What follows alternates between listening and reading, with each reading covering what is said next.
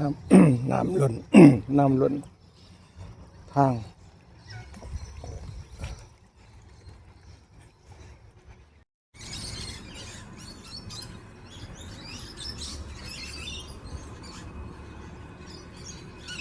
ก็เอาตัวเล็ดออกไป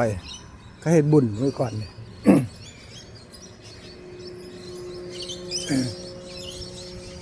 ก็เอาตัวเล็ดออก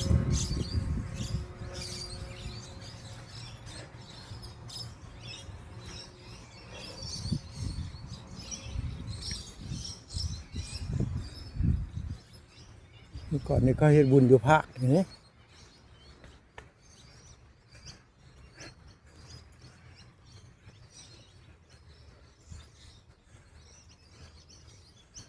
เขาบ่ได้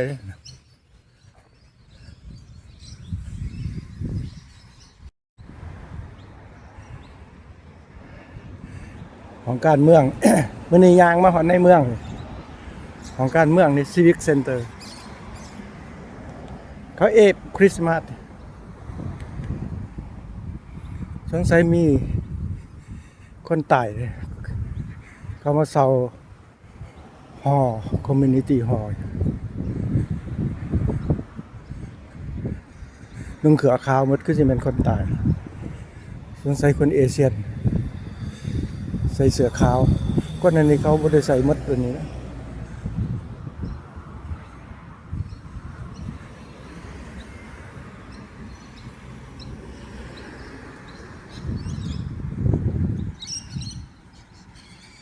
อันนี้พวกตายในสงครามเวียดนามวอร์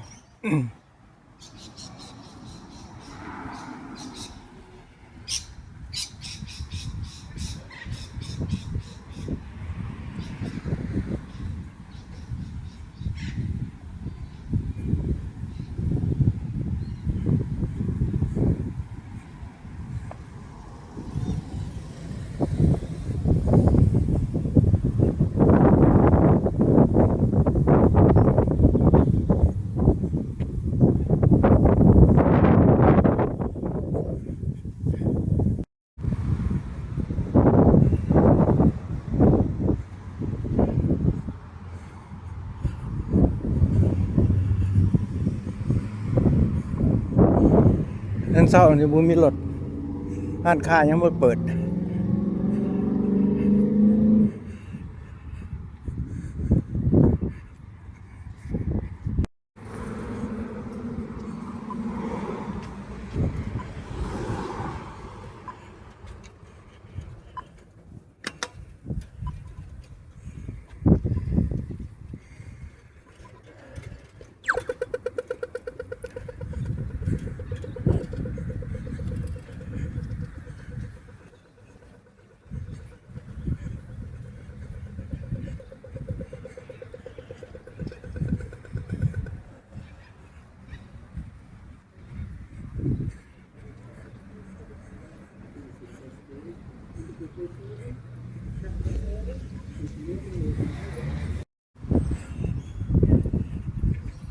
ย่างไปเบิ่งเขา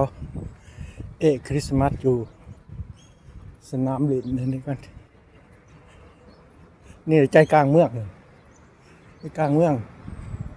แมวต้นนะเนี่ยอันนี้หุบม้าเราจะไปถ่ายหุบม้าก่อนม้าฮันเนสอันม้าแก่รถล้อนะ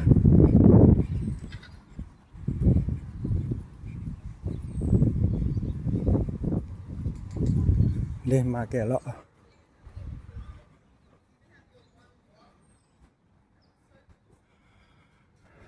สัญลักษณ์ใจกลางเมืองแมวตึน